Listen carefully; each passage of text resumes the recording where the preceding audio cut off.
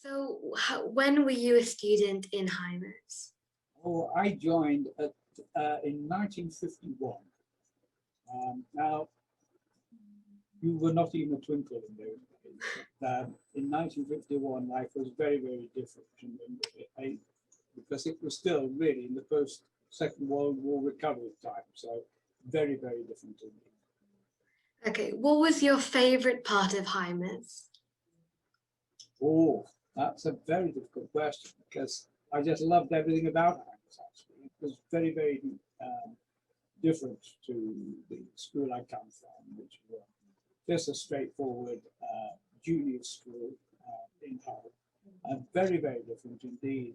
In its first taste of a public school, so I really haven't any idea what it was going to be like. I just loved every moment of it. But if I had to pick out two top things, first of all was sport, generally rugby, and the second thing I think was a thing which you probably don't have very much of now, called the Combined Cadet Force, which was a carryover from the end of the war, where it was known as an officer training corps.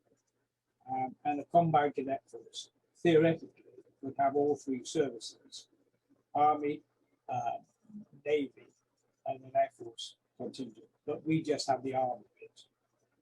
And that was tremendous. And I suppose it was really through that I decided to change what I was going to do with my life and go to join the Army. What sports did you play in Hymas?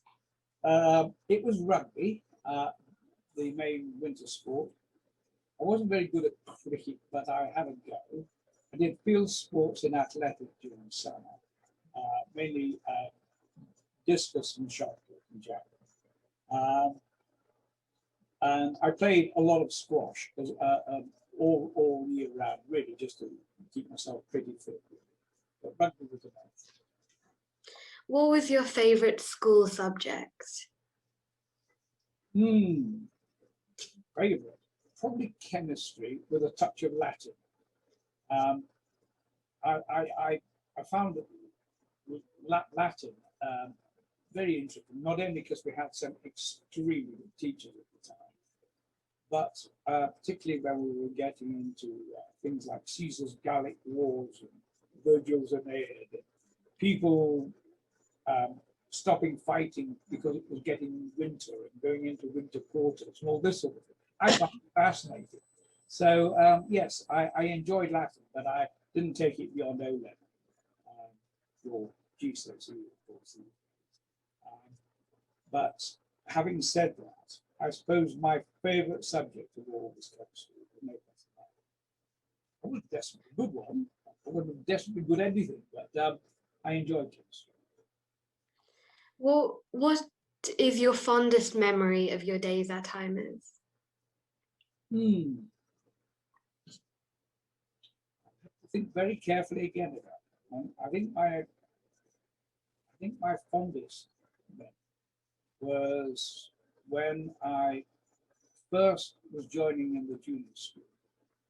And what happened was that the headmaster at the time, William Victor Cannon, was a ferocious headmaster.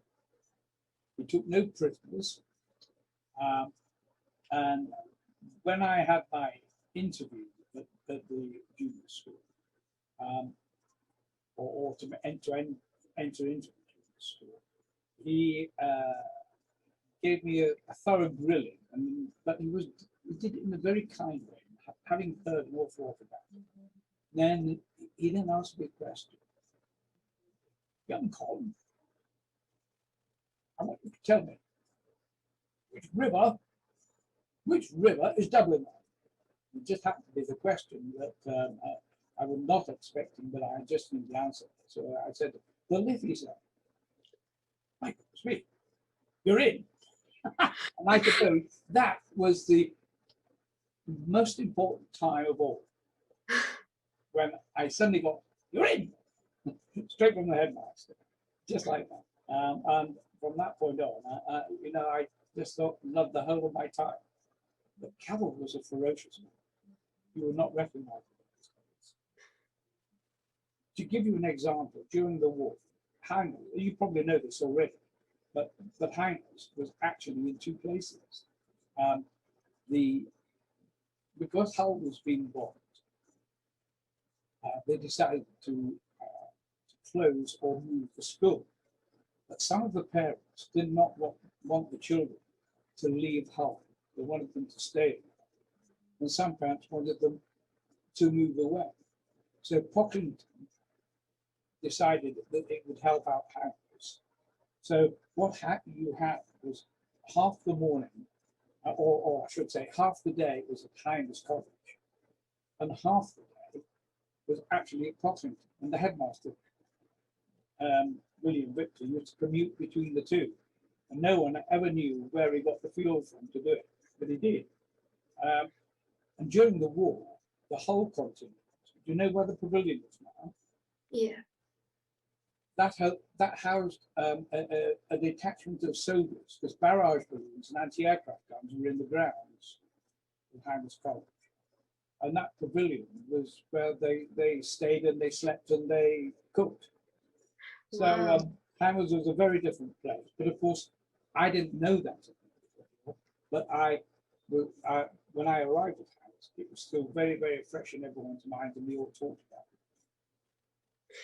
What was your uniform and sports kit like? But the uniform, we in the junior school we had a grey a grey suit, grey flower suit, with a blazer style jacket with the school crest on the pocket. But we're not allowed to wear long trousers in the junior school, no matter how tall you are. You always have to wear shorts, long socks, black shoes. Those were inspected by headmaster every morning. We used to line up. The junior school entrance was on the side. It is now. It's probably the design and technical area. It runs down to the main gate.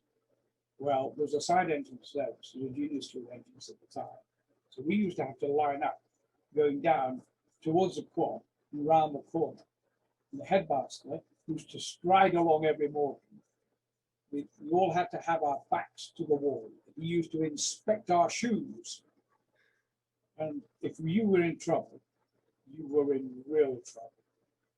If your shoes were not polished, not gleaming like as though you were in a soldier on parade, but clean and black.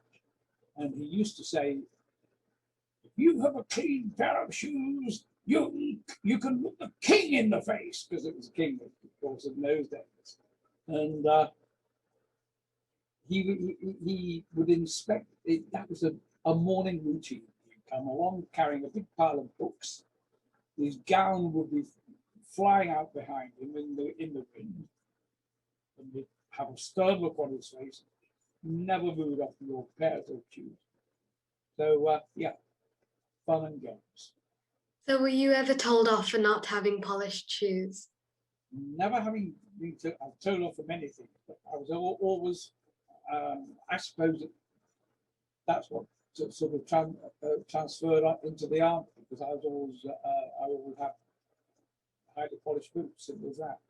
But no, I didn't get into any form of trouble for not having my shoes. I got into trouble for having my socks on, something like that. Yes, shoes I was all right. What skills have you learned at Heimers that have benefited you the most? Skills at times. Leadership. I think that probably was one of the prime things. I'm an aggressive little monkey. I was at school. I had ginger hair. It wasn't bright red, but it was ginger, and I had a temper to go with it. So I learned control first of all. And then I discovered that actually people responded to a certain amount of guidance and certain things. I happened to feel I knew I could help them. And I suppose leadership came out of that, and that really pointed me towards the art. That's where I went to the art. And I suppose that was really one of the most important things. The other thing was, is that it was a boys' only school. And therefore, we had to learn how to meet girls. And that was one of the most difficult things of all, because the only girls, assuming we didn't have a sister, that we could get in contact with, we were all in very highly controlled circumstances. So it always became a little bit of an expedition, I suppose, to meet girls outside school. It wasn't a boarding school, but you were working. In those days, you see, you worked Saturday mornings as well. And if you were playing representative sport for school, you often were away. So you have a 6-day week. So you didn't have much time to yourself. If you were representing a school, the school of sports, so first 15 or second 15 or something like that. Well, then would you have the games, but every evening would be some form of training. So that used to go on as well. So by the time it got on your bike and ridden home the 3 or 4 miles, which I did every day, and rode in each day and rode back each day, no matter what the weather, you didn't have no further time for this. And it was one of the very difficult things you had to get on top of very, very soon. Is there anything that you'd like to know about the school now? Well, I've been back to the school a few times. It's changed an awful lot, and it's changed very much for the better, in my opinion. I think probably the one thing which stands out in my mind is, although I never played it, to the back of the squash courts, we used to have some 5s courts. Now, do you know what 5s courts are? No. It's a game which is played with a hand. You have a glove. They were hardcore, and it's an open court. You don't have a back to it. You have buttresses coming out, and you play it outside. There's even 5s in this. And it was played quite a lot. Not that I ever played it. It used to be a concrete structure backed on to the squash courts. And I just wondered if they were still there. Probably not. Oh. How about the miniature range? Was that still there? Do you still have a miniature range? I'm not really sure. I don't think so either. No. The miniature range was a low building close to the squash courts. As you went down towards the track, is the track still there? The centre track? Yes, the track's still. As you went down there on the left-hand side, was a low building, which was one of the buildings which was a leftover from the war, being used by the balloon crew, the barrage crew. And that had been turned into a miniature range where we could fire our 2-2 rifles. When the CCF stopped being the CCF, I suppose that was a natural thing to go. And then it was pulled down or anything. Also adjacent to that, in what was then woodland. Later on, when I was in the cadet corps, I then built an obstacle course. Known in the army was an assault course. And it was built out of all the timbers in the woods and ditches and all this sort of thing. The group of us built it because I was a PT instructor at Heinz inside the cadet corps. So we built this assault course, which are actually used for training cadets. And I just wondered if anything survived after 40, 50 years. I'm not sure. We still have the cadets, but I've never been part of that, so I've never seen down there. The other thing which intrigued me about Heinz is that obviously everything is done online these days. Most of what is done online these days. But when you're actually in your classroom, when you're with your teacher, do you have to do things by rote? Do you know what I mean by rote? Learn things by heart? Some things, yeah. Not just poems, but like in mathematics, for example, it was in the days of pounds, shillings, and pence. So we had to know our times tables up to 12. Everybody uses a calculator these days, so there's no need to do that. We also used to get things like how to use a slide rule. Do you know what a slide rule is? I've still got mine.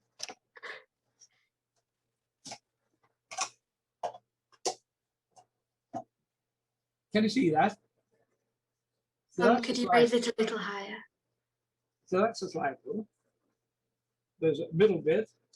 There's a cursor with a line on it that goes backwards and forwards. And we used to do all our calculations on that. It's on both sides. It's logarithmic, and we could do all sorts of things with it. It's got trig functions and everything. But we had to learn to use a slide rule. That took a long time. It only gave you approximate answers, but it was something which we actually had to learn. You won't have anything like that, I shouldn't think of that. No, nothing like that. Do they still teach you to use mathematical tables? Yes, that's still taught, but a lot of things it is easier to do on calculator, but usually that tends to be the harder things. Oh, really? Yeah. But they still, you still have a book of mathematical tables and this sort of thing. Yeah. Interesting. What's your favorite topic? I really like Latin too. Latin's really fun. I like quite a lot of different subjects like maths and English and Latin. That's good. Do they in English do when I said learning things by rote, we used to have to learn, particularly in the junior school, in our English periods, we used to have to learn poems of which we'd never heard. It was a part of our homework. So we used to have to learn things. Do they still do things like that? No, we never have to learn things like that. We only analyze. I can still remember that some of the poems which were beaten into me when I was in the junior school. Things like a country life is sweet, in moderate cold or heat. To walk in the air, how pleasant and fair, in every field of wheat. The fairest of flowers adorning the bowers, on each green tender bough. With what content and merriment my days are spent, whose mind is meant to follow the useful plough. Well done. That's really good. But that was what learning by rote was. Okay. No whiteboards, it was all chalk and talk. And if you didn't pay attention, you had a piece of chalk hurled at you by the master. And if that didn't hit or do the necessary task, the blackboard duster would follow. One of our Latin masters, a little chap, brilliant chap, called Anthony Bauer. What he used to do, his classroom, I don't know whether it's still there, is B2, is it still there? B2, which is on the lower level of the Great Hall. Well, he used to use his glasses and the blackboard as a mirror. So he'd been writing on the blackboard and chatting away, talking to the blackboard. But all the time he was using his glasses as a mirror. So he knew we were mucking about behind. All of a sudden, he used to spin around, an object at us, which normally is connected with the culprit. But that was one of the things which was a lot of fun, actually, even though occasionally you ended up with the odd bruise or two. Well, it was lovely meeting you and talking to you. Thank you. It was lovely meeting you too. Bye. Bye-bye.